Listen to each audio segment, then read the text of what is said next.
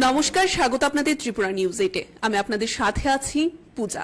আমরা প্রত্যেকেই জানি, ইতিমধ্যেই প্রত্যেকের গোচরে রয়েছে যে আগামী 17ই সেপ্টেম্বর রাজ্যের বুকে আড়ম্বরের সহিত কুমারঘাটে অনুষ্ঠিত হতে যাচ্ছে নম বিকাশ উৎসব, এবং এই বিষয়টিকে কেন্দ্র করে এই অনুষ্ঠানের পেছনে উদ্দেশ্য কি রয়েছে এবং তার পাশাপাশি এই অনুষ্ঠানটি কিভাবে অনুষ্ঠিত হচ্ছে, তার পাশাপাশি কারা অতিথিরা হিসাবে উপস্থিত থাকবেন, কি বার্তা দিতে চাইছেন, এর মাধ্যমে আমরা সেই বিষয়ে আলোচনায় থাকবো। আমাদের সাথে এই মুহূর্তে আমরা পেয়ে গেছি আমাদের রাজ্যের প্রাক্তন মন্ত্রী, অর্থাৎ বর্তমানে পাবিয়াছড়া বিধানসভা কেন্দ্রের যিনি বর্তমান বিধায়ক রয়েছেন, ভগবান চন্দ্র দাস স্যার। স্যার, প্রথমে স্বাগত আপনাকে ত্রিপুরা নিউজ 8-এ। স্যার, প্রথমেই জানতে চাইবো, আমরা এত বড় একটি আড়ম্বরের সহিত দেখতে পাচ্ছি কুমারঘাটে অনুষ্ঠিত হতে চলেছে আগামী 17ই সেপ্টেম্বর নম বিকাশ উৎসব। এই উৎসবের মূল উদ্দেশ্য কি? প্রথমে আমি আমার ব্যক্তিগত তরফ থেকে এবং পাবিয়াছড়া মণ্ডলের তরফ থেকে আপনাদের চ্যানেলকে আমি অনেক অনেক ধন্যবাদ জানাচ্ছি যে এই প্রোগ্রামের বিষয়ে আমার কাছে আপনারা এসেছেন জানার জন্য। অ্যাকচুয়ালি প্রোগ্রামের কোনো উদ্দেশ্য নয়। আমরা জানি যে আজকের দিনে আমাদের এই পুণ্যভূমি ভারতবর্ষের যিনি প্রধানমন্ত্রী রয়েছেন, উনি শুধুমাত্র ভারতবর্ষের মধ্যেই ওনার জনপ্রিয়তা নয়, গোটা বিশ্বে ওনার জনপ্রিয়তা সর্বাধিক রয়েছে।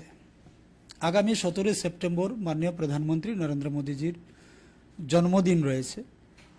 তো আমরা দেখেছি মোদীজি উনি যখন মুখ্যমন্ত্রী ছিলেন গুজরাটের, সেই সময় থেকে উনি জনকল্যাণে, গরিব কল্যাণে উনি কাজ করে এসছেন। পরবর্তী সময় 2014 সালে উনি প্রধানমন্ত্রী হিসাবে শপথ গ্রহণ করেছেন এবং উনি নতমস্তকে উনি সেই পবিত্র পার্লামেন্টে উনি প্রণাম করেছেন এবং ওনার যে বক্তব্য আমরা শুনেছি যে উনি দেশের প্রধানমন্ত্রী নন, উনি দেশের একজন প্রধান সেবক। তো সেই হিসাবে উনি সেই দিন থেকেই গরিব কল্যাণে কাজ করে এসছেন, একের পর এক। এমনতর একজন ব্যক্তিত্ব যার জন্মদিন রয়েছে, সেই দিনে আমরা এমন কিছু কার্যক্রম হাতে নিয়েছি, হয়তো ইতিমধ্যেই সংবাদ মাধ্যমের মধ্য দিয়ে আমি বিভিন্ন প্রেস কনফারেন্স করেছি, বিভিন্ন সময় এটা প্রচারিত হয়ে গিয়েছে। তারপরেও আমি বলছি যে যোগা দিয়ে শুরু হবে এই প্রোগ্রামটি এবং সারা দিন ব্যাপী সকাল থেকে সন্ধ্যা পর্যন্ত বিভিন্ন ধরনের সেবামূলক কাজ এখানে থাকবে। একটা যজ্ঞ হবে দেশের মানুষের মঙ্গলার্থে এবং মাননীয় প্রধানমন্ত্রীজির সুস্বাস্থ্য কামনা করে একটা যজ্ঞের অনুষ্ঠান এখানে রয়েছে। এখানে স্বচ্ছ ভারত অভিযান হবে, বৃক্ষরোপণ হবে, গরিব মানুষের মধ্যে পিজি রেশন কার্ড বিতরণ হবে 73টি, যেহেতু 73তম জন্মদিন। স্টুডেন্টদের মধ্যে 73টি গীতা দান করা হবে এবং যারা বিকলাঙ্গ রয়েছে তাদেরকে যন্ত্রপাতি দিয়ে সাহায্য করা হবে। এইভাবে ড্রাগসের উপর একটি প্রোগ্রাম রয়েছে। 28টি স্টেট থেকে টিম আসছে, যারা কালচারাল টিম, এরা এখানে পারফরমেন্স করবে এবং সন্ধ্যার দিকে আমরা 73টি ক্যান্ডেল সেখানে জ্বালাবো, আকাশবাতি উড়াবো। এই সমস্ত সামাজিক কাজের মধ্য দিয়ে কিন্তু এই দিনটা আমরা উদযাপন করব।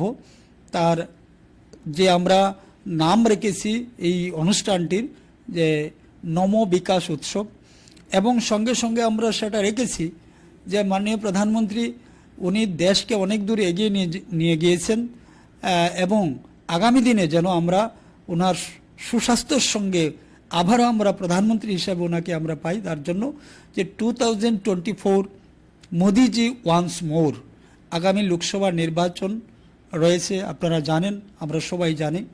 তো সেই দিকটা আমরা এই অনুষ্ঠানের মধ্যে দিয়ে একটা প্রচারে আমরা আনতে চেয়েছি যে মোদিজিকে আগামী 2024 লোকসভা নির্বাচনে আরও বেশি বেশি করে ওনাকে আমরা শক্তি দিয়ে যেন প্রধানমন্ত্রী হিসেবে আমরা দেখতে পাই। মূল উদ্দেশ্য আমাদের এইটাই রয়েছে।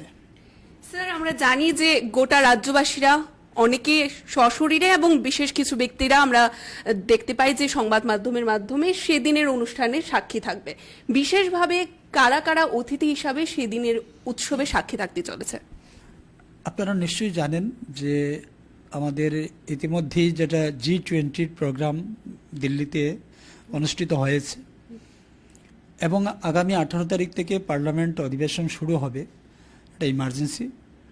তো আমাদের অনেক কেন্দ্রীয় মন্ত্রীগণ ওনারা আসার পাকাপাকি একদম হয়েছিল এবং অনেক সাংসদ আসার কথা ছিল।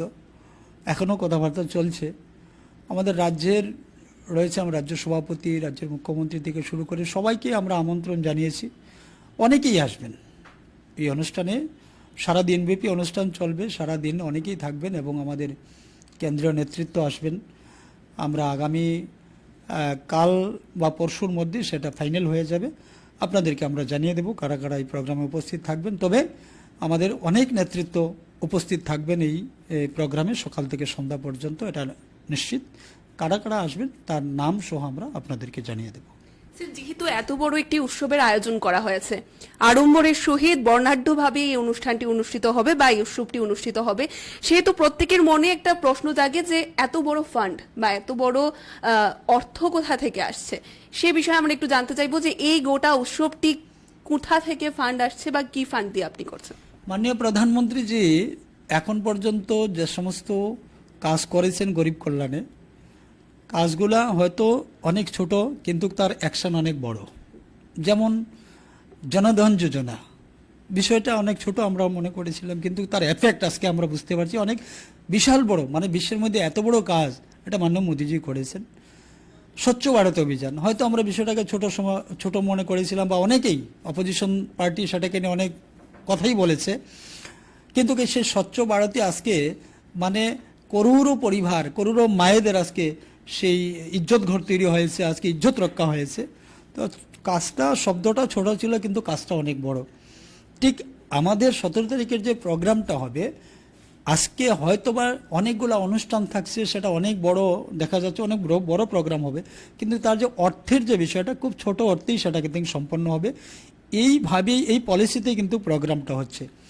তারপরে যেইটুকু এখানে অর্থের প্রয়োজন হবে সেই অর্থটুকু আমরা সংগ্রহ করব আমাদের পৃষ্ঠা প্রমুখ থেকে, এই মণ্ডলের যত কার্যকর্তা রয়েছে তাদের কাছ থেকে। ইতিমধ্যে আমরা বুথ স্তরে সমস্ত কার্যকর্তাদেরকে, পৃষ্ঠা প্রমুখ, বুথ কমিটি, আমাদের শাখা সংগঠনের যারা রয়েছে সবাইকে এক জায়গায় এসে তাদের ইচ্ছাকৃতভাবে, মানে নিজের ইচ্ছায় সেখানে দান করছেন, এবং যেইটুকু বুথের থেকে আসবে, 59টা বুথ আমাদের রয়েছে, সেই বুথের থেকে যেইটুকু আসবে সেইটুকু দিয়েই আমাদের এই প্রোগ্রাম হবে এবং সাফিসিয়েন্ট হবে, কোনো অসুবিধা হবে না।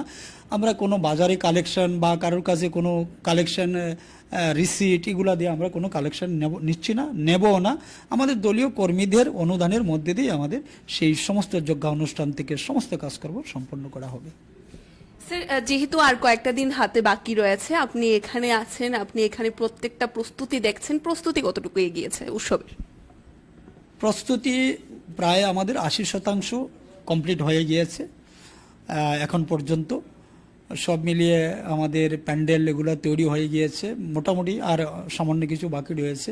সমস্ত ব্যবস্থা আমরা করে নিয়েছি, এখানে কোনো অসুবিধা নেই। বাকি যে কটা দিন রয়েছে প্রোগ্রামের আগেই আমাদের সমস্ত ব্যবস্থা সম্পন্ন হয়ে যাবে।